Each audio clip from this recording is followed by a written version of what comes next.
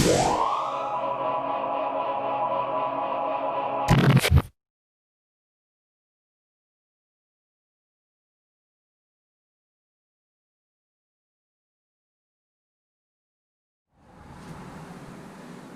so this is another video about my VR6 Turbo S10. Recently, I've posted a few videos on the dyno.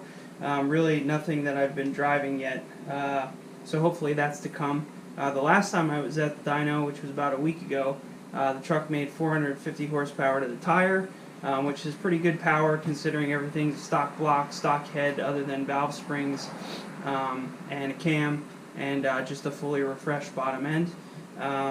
But I thought that was pretty good. I actually thought it was going to make more, but we ran into a couple of snags where I used the stock manifolds as to basically build a turbo up pipe, and the stock manifolds do not breathe very well. So we kind of found the threshold of where the stock manifolds make power, and then if I want to make power past that, I'm going to have to hog out the inlets of the manifolds or just do a tubular manifold, which I'll probably end up doing. But that should be able to balance the mass equation, basically, where I have the fuel and air that's coming and I have to be able to get it out. So if you start making horsepower and you keep up in the boost pressure and you're not really gaining anything, generally you've got a bottleneck somewhere. So we found that out the other day. With that being said, on the way home, I was doing a couple like full throttle pulls on the highway, and I noticed the air fuel was getting a little weird, and I knew it wasn't Evans who tuned it, because he does a phenomenal job.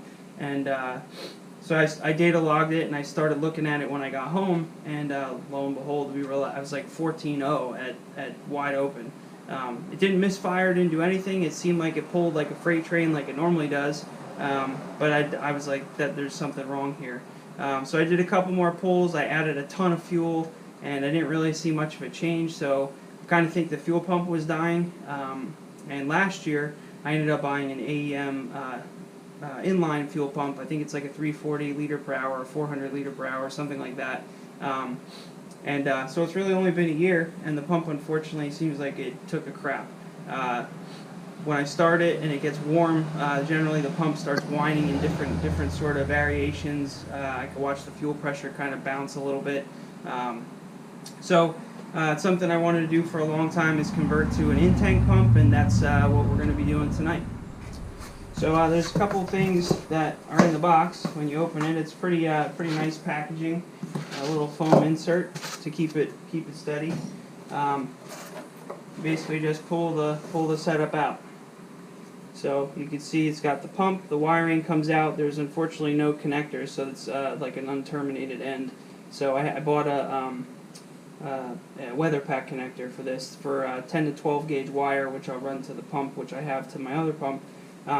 But the one thing that I liked about it too is it has the AN fittings on the top, and then it also has this nice fuel cap that unscrews, rather than those stupid fuel cell type plastic caps, which I'll show you in a second.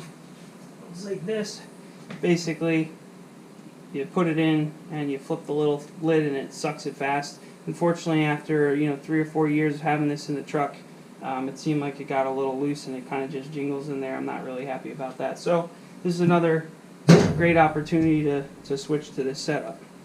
So you end up getting the pump and the two stems basically for the adjustability of the height, the fittings, the wire that comes out the top, the cap, this cast bulkhead piece that houses everything, and then you get the bottom base ring that screws in, and a cork type gasket that you put on the top of the cap. For my setup, I have -8 fuel lines coming out of the pump, so I ended up buying these are actually -6 on the top that come with this particular pump set.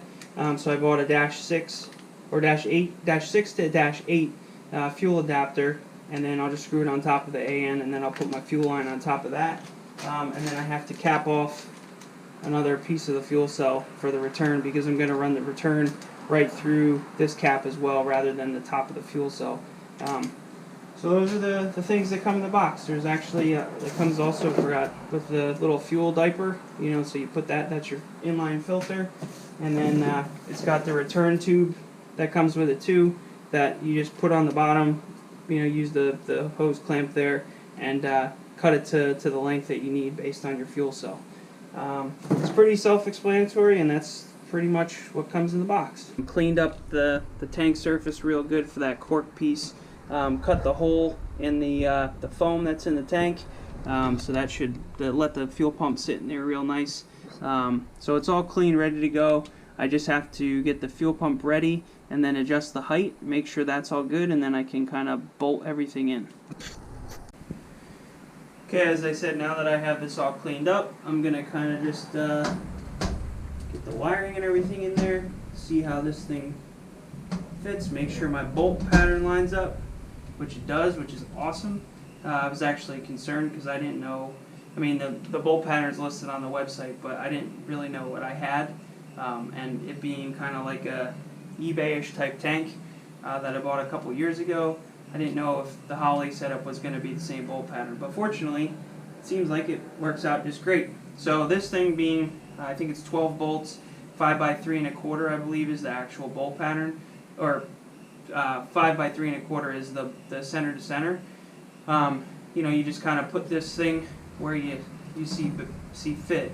I'm probably going to try and get the pump end as much to the back as possible, so just for like acceleration and slosh, it'll keep it full of fuel, because I'm making new fuel lines anyway, so it doesn't really matter about, you know, where the fittings end up.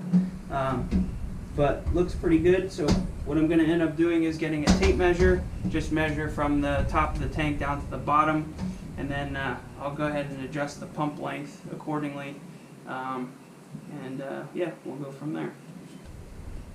We're going to get Mr. Stanley to help us out tonight. So measure from the bottom, the base of the tank, to the underside of the actual flange here, just to see, because that's going to go on the top end. So in order to adjust it, you just have to loosen up these screws on either side here. I believe it's a 4mm Allen. These are some of the best things you can invest in from Snap-on. I've never broken one, and I've really never rounded one off, and I've slammed these things into other old bolts and been able to extract them that way too. So just as an FYI. So I'm going to go ahead and loosen this up, pull the pump down to that 9 9/16.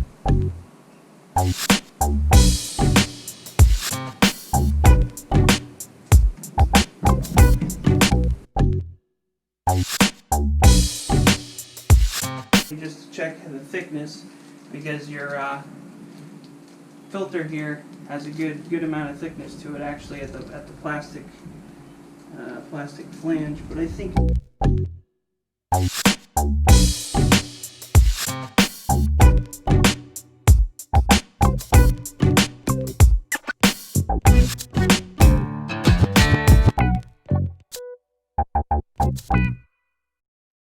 sockets in there like swimwear, which isn't good.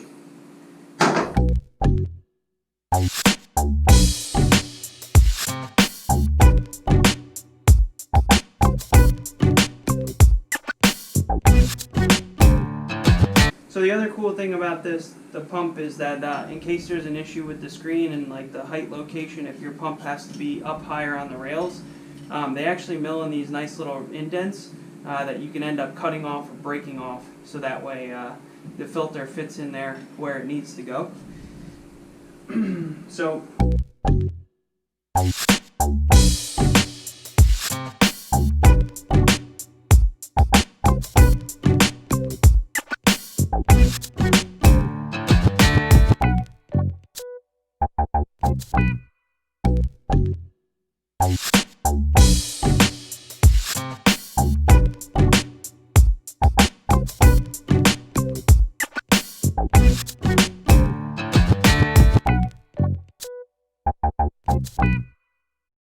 the other thing about this filter, it comes with a little like lock washer. I don't know if they'll be able to see that in the camera, but that's going to go over a little pin that's on the bottom of the pump, just to make sure that the filter actually stays on it.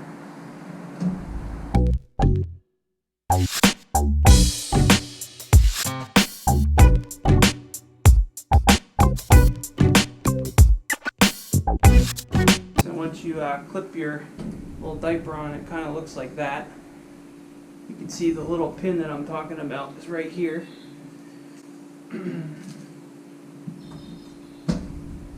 Actually, this washer piece actually matches a lot of the stuff that GM used in this era of truck. A lot of the heater controls and things have these little, like, you push on, push lock washers, and it kind of bites into the plastic to hold it on.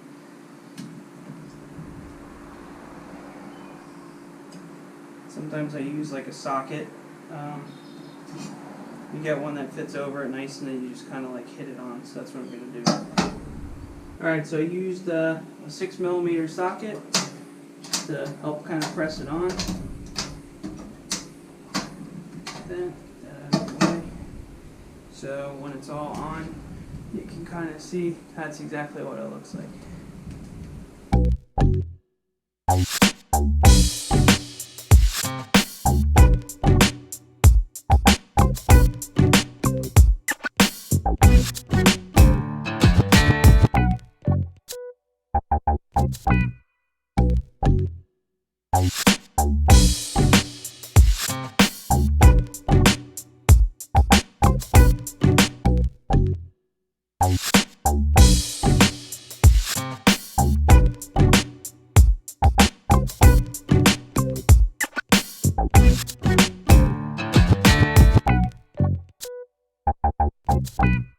So maybe it's best you just put the socket in there before you're ready to go, and then you can measure it.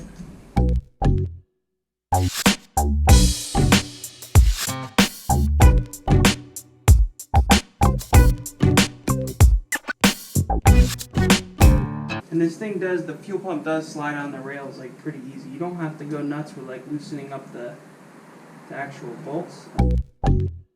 I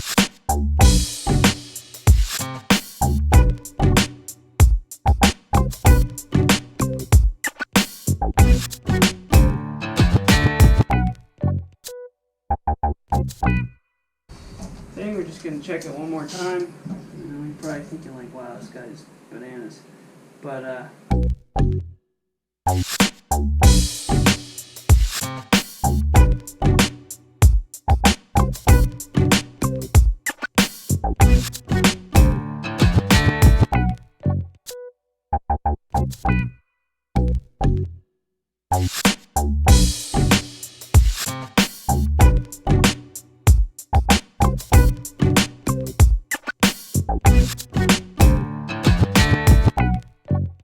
one interesting thing is there's actually a really good video from Fuel Lab where they talk about return type tanks and return fuel pumps, and especially with bulk tanks like this.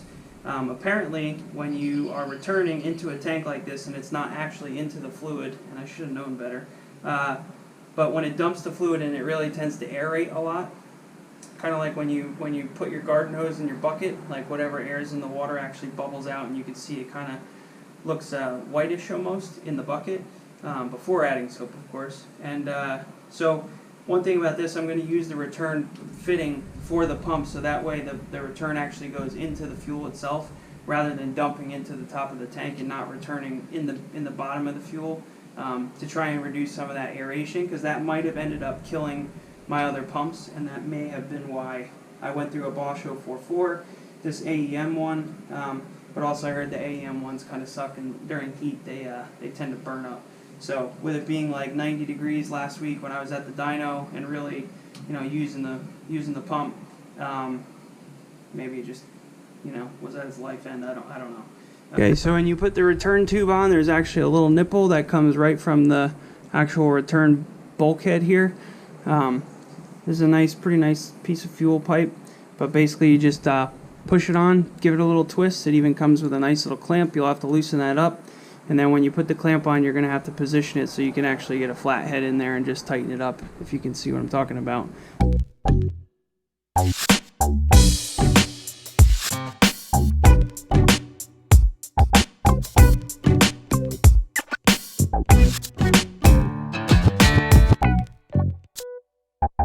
You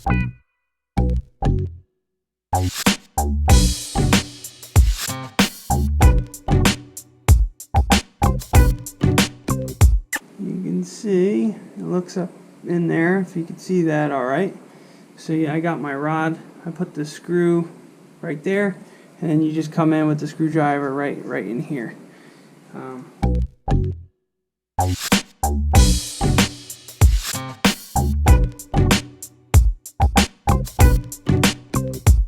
So the other bag has the cork.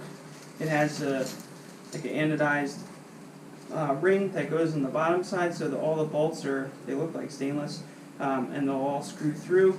Rather than you obviously don't have a way to, with the other opening like this, you have to, which I hate about fuel cells, you have to kind of stick your hand in here and hold the bolt or the nut, so when you put the nut on top and try and screw it, sometimes they spin, which kind of sucks. But this doesn't have that, obviously, because you can't put your hand through a hole. So they give you a nice machined ring that has all the threading and stuff in there, which is pretty nice. So I'm going to end up putting this in, get this going now.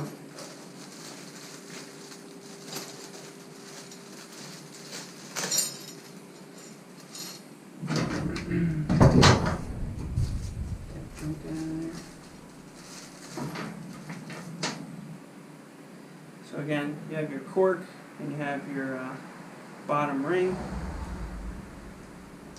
And what they do is, I think this is what this is for.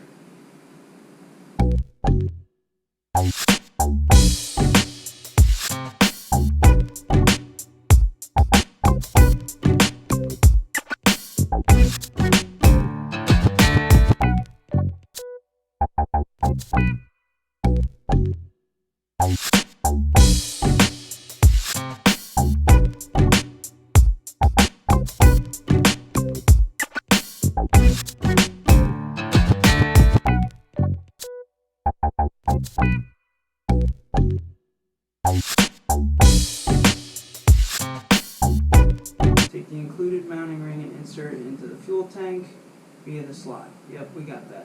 Then use the included zip ties to tie up the mounting ring to the inside of the tank via the 2 small holes that were drilled in step 3. See figure 4. So apparently, because I don't read instructions, that's exactly what you're supposed to do, is drill the holes and use the holes for the ring, and then use that as a zip tie. You zip tie the ring, and then assuming you leave the zip tie in it, because even the cork, I don't know if you'll see this, the cork has a little slot.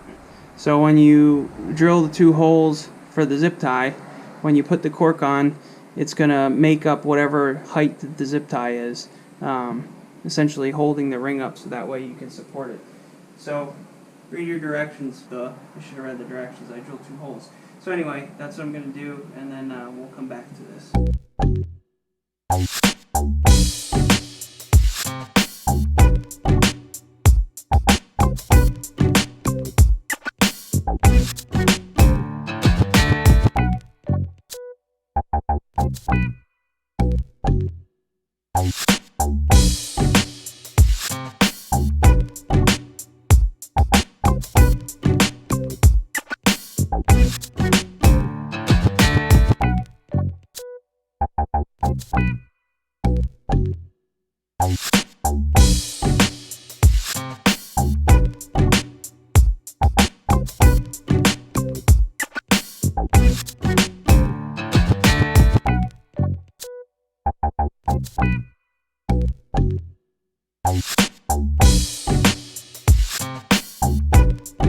Oh, they're in the right spot, and that's a good thing. And the zip tie fits. That's another good thing. Okay, so the directions tell you to use a 3/16 bit. So I used a 5/32 because when I went to just check the 3/32 in the ring, it's super tight, and I didn't necessarily want to drill out the anodize there because of the fuel, so I'm just going to leave it with the 5/32 because it fits, the holes are in the right spot, and everything seems to line up just fine. I don't believe this plate is necessarily directional, although there is some nice like countersunk or countersunk edges on the one side for kind of like lead-ins for the screws. So I would use that as your guide. The ring, and you'll kind of horseshoe it in there and work the ring in. You'll find where you drilled your hole. You just line up the holes, and you should be ready to put your pump in, and then your cork, your pump in, start bolting everything together.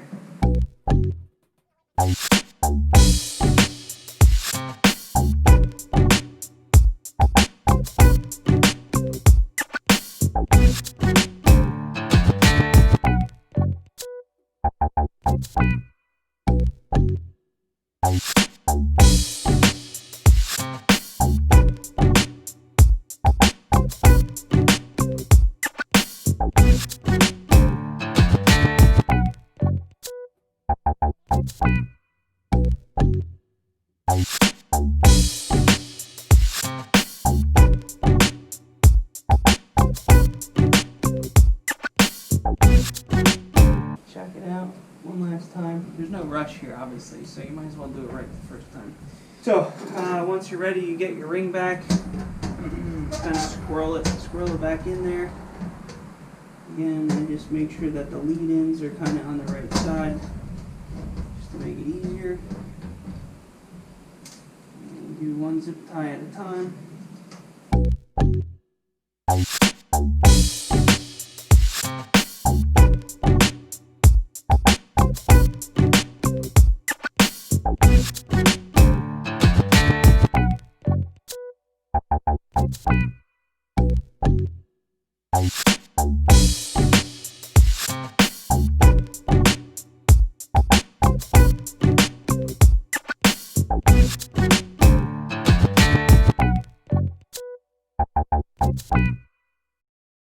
One of these best tools you can buy is these little guys, little cut pliers. They're nice.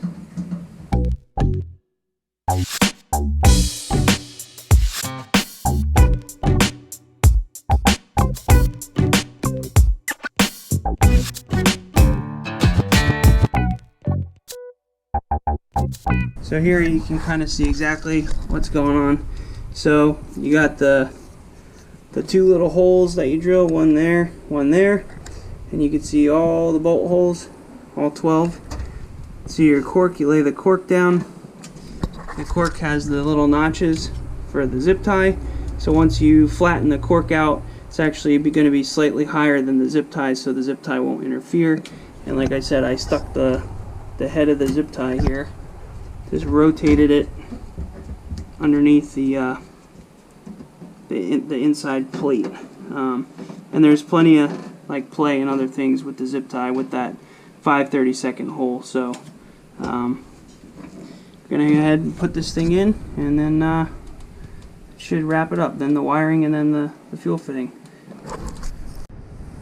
Okay, so like I said, now that we got our cork on, we can put the pump in. And what I'm going to end up doing is putting the pump just like this, so that the diaper is on the front side. Well, I guess it really doesn't matter. I'll probably do it actually on the back side.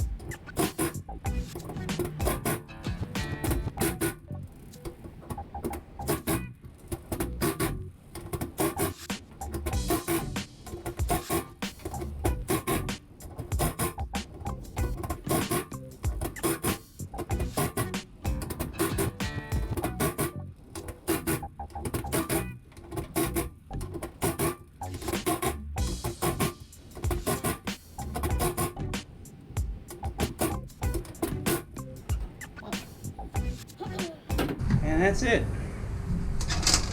All bolted on, fittings are good. Should be good. And now I just have to cut the hose and yeah, get the fittings back together, and we should be good to go. And just in case you need to know for fittings, I bought these Vibrant fittings. This one actually has a really nice let's see what I'm talking about. Basically -6 to -8. So for my outlet, for instance, I have a -8 feed to all my to my fuel rail. So it just fits right on the bulkhead real nice, and that's it. And then I have a -6 90 for this that I'll run, and again a -8 90 for this that I'll run.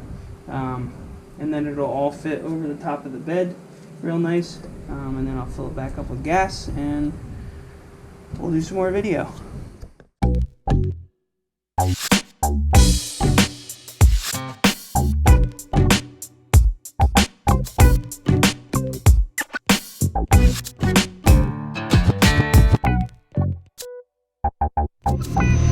So here's the noise on the pump. It's not very loud compared to the out-of-tank AEM that I had. You can barely hear it.